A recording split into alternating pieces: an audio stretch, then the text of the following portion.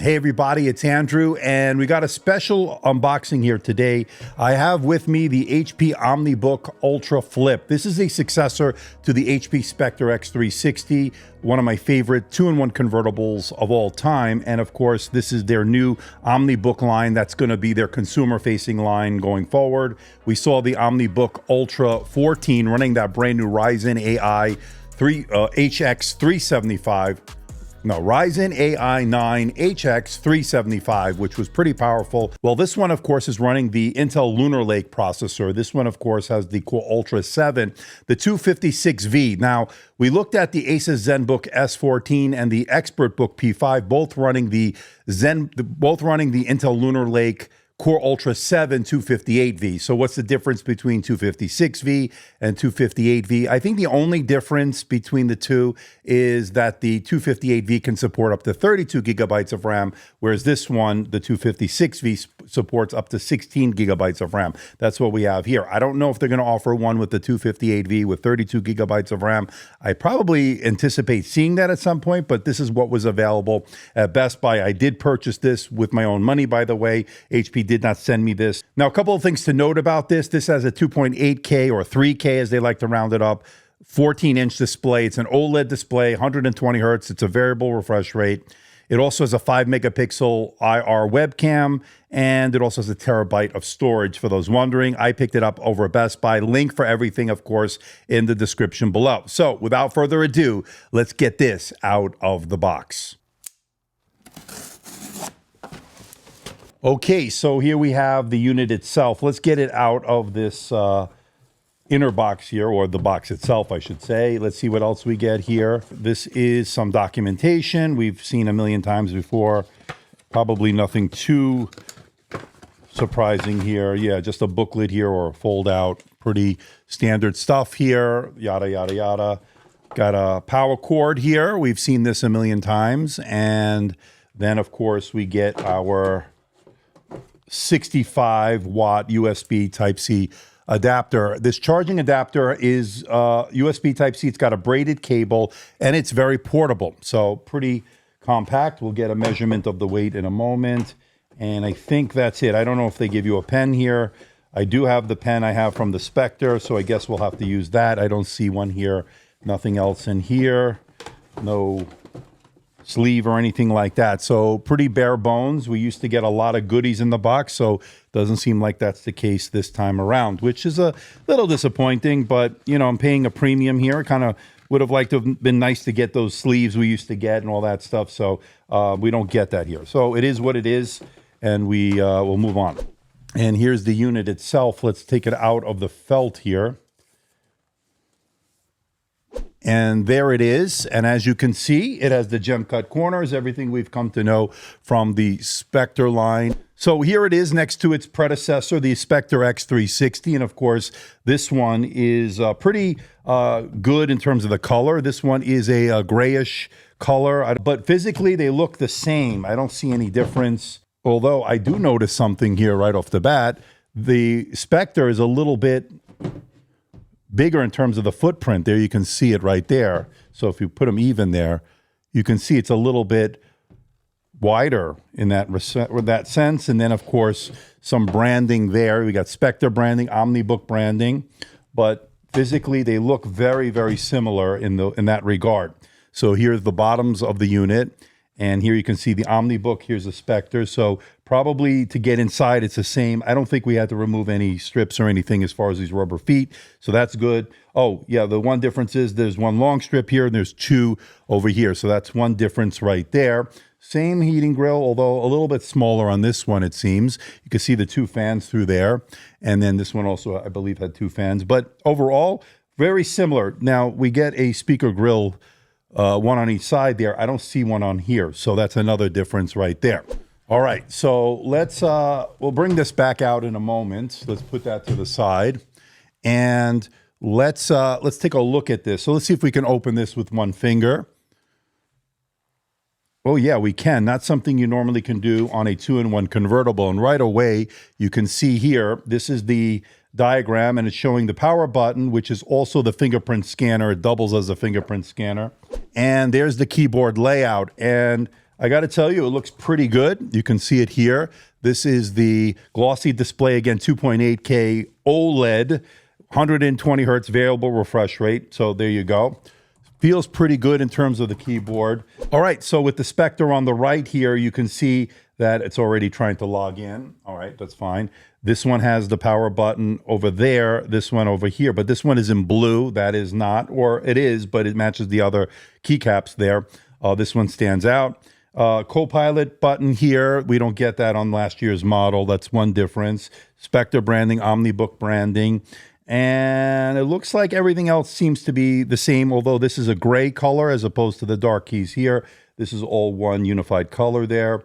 It says IMAX Enhanced. This doesn't have that IMAX Enhanced branding. I don't know if it is or not. Poly Studio last year. This is showing the AI branding here. So there we go.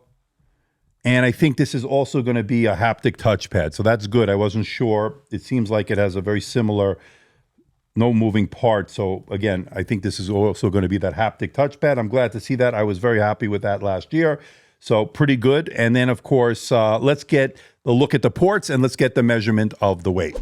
All right, so on the left side in this gem cut corner there is a USB Type-C port. Now, I don't know if that's Thunderbolt port because I don't see the Thunderbolt branding. So it's probably a 3.2 Gen 2, but I like to see that they're using that space, something that I was a little bit critical of on the OmniBook Ultra that we just looked at, running that Strix point where they had an empty space, so a lost opportunity as far as I was concerned. And then, of course, on this side, you get a Thunderbolt 4 port, and in that gem cut corner there is a second Thunderbolt 4 port. So pretty good port selection here. Notably missing no HDMI, no SD card reader, no USB-A. Is that gone? Yeah, so that is a difference. There's no drop jaw USB-A. Now, to just give you an idea of the differences here, the Spectre here had a drop jaw USB-A port here. It had the headphone jack in that gem cut corner on the left side. And there you can see they're making use of it here with a Thunderbolt port, or rather a USB Type-C port, I should say. It doesn't look like it's Thunderbolt. And then, of course, a headphone jack there. So I think it's a better use, although we lost that drop jaw USB-A. I don't know how you feel about that. Let me know. And then on this side, if we turn them around, we're going to see two Thunderbolt 4 ports. So yeah, you got two on the corner there, right? On the OmniBook Ultra Flip. Here we get the same two over here. So I like the fact that we got that USB-C port on the left side. The difference, of course, is we lost the USB-A. So I guess it's a trade-off. I don't know which one is better. Would have been nice to have both, to have USB-A and a Type-C, but again, you can't have your cake and eat it too, it seems like here in 2024. But that's the port selection on this unit. Okay, so let's get the measurement of the weight here. So with just the unit alone, you're looking at 1.329 kilograms, and that is 2 pounds, 14.9 ounces. So it's pretty light, and that's pretty good. So let's put it back into kilograms here. And with the power charger and the power cord, a total travel weight of 1.622 kilograms. And if you want to use the pen, this is the pen that I used with the Spectre, that came with the Spectre. I didn't get one with this one. I'm assuming it'll work. 1.636 kilograms and a total travel weight of 3 pounds, 9.7 ounces all in. So that is your total travel weight. Now, to compare to last year's model, that unit weighed 1.460 kilograms or 3 pounds, 3.5 ounces. So they've shaved off some weight here. Again, let's take a look at this one, put it back into kilograms. And here you can see it. This one is 1.333 kilograms or 1.332. It varies a little bit there between. So that is a weight savings year over year. So that's pretty good. It's a little bit lighter. Now, the build quality here is really rock solid. It's got an all-metal build here, very little flex or give in the keyboard deck. The display lid is very rock solid, so really good. Okay, so we're all booted up here, and this display is absolutely gorgeous. Like I said earlier, 2.8K, 120 hertz OLED display. It has a variable refresh rate. Now, The thing about the display, like I said, it is glossy, but it is a very bright display. I'll get a measurement of all that in the upcoming review. The haptic touchpad is working really well. Very responsive so far. Good haptic feedback on it. Very impressive so far. I'm looking forward to testing this out. I will get you some numbers in the meantime, but I will put full testing through on this. I will do my full suite of tests that I normally do on this. I'll test battery life. We'll get a measurement of the display. We'll test all of the metrics here, and I will bring that to you in the upcoming full review. Now, the display is also a touchscreen display, and as you can see, the pen is working, and it would be great for taking notes, sketching at artwork. I'll test all that out. Now, it comes right out of the box set at 120 hertz, but you can lower it down. Of course, it's a variable refresh rate option, and it is very smooth, very fluid, everything working very well. Obviously, the touchpad is working great, haptic touchpad, and the keyboard really is good here. Let's give it a listen. Let's listen to the sound, how quiet it is. It's pretty good.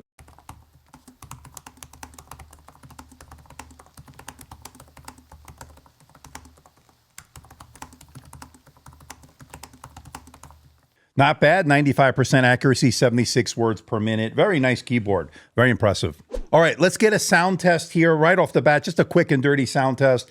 I have the OmniBook Ultra Flip on the left and the predecessor, the Spectre X360 from last year on the right. Let's give it a listen, and you let me know what you think in the comment section below.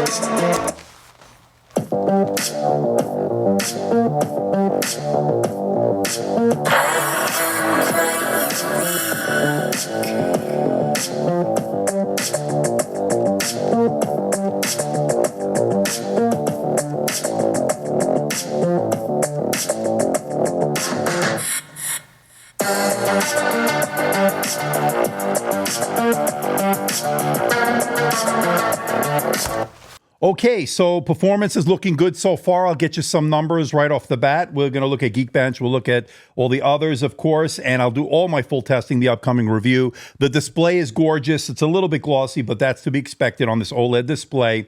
Less cores here. So Core Ultra 7, 256V, of course, 16 gigabytes of RAM on this one, 8 cores, 8 threads. So that's a little bit less, of course, than last year, which is half, really. 16 cores on the Meteor Lake. Now we're getting 8 cores. We're now getting 8 threads as opposed to 24 threads. So less multi-core performance, improved single core is what we're expecting here, and really good battery life, as I mentioned. So hopefully it's going to be the complete package here, and I starting to feel like it's going to be. Again, I just took it out of the box, so a lot more testing to come, but looking good so far. So stay tuned. We have a lot more to come on this. So let me know if you have any questions or anything you want me to test. Let me know in that comment section below. So until next time, I'll see you in the next video.